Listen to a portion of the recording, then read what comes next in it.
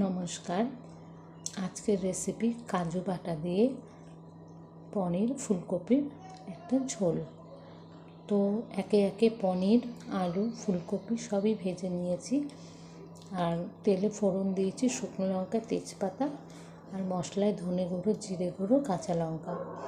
সঙ্গে মটরশুঁটিটাও কষিয়ে নিলাম মশলাতে দিয়েই।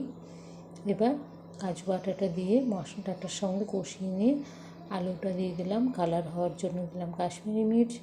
তারপর জল দিয়ে আস্তে আস্তে পনির আর ফুলকপিটা দিয়ে দিলাম, যেহেতু ওগুলো খুবই নরম। মিষ্টি দেব, নিরামিষ তরকারি যেহেতু।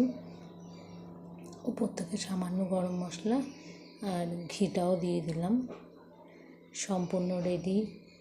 ভালোভাবে ফুটে গেলেই রেডি হয়ে যাবে আলু, ফুলকপি, পনিরের কাজু বাটা।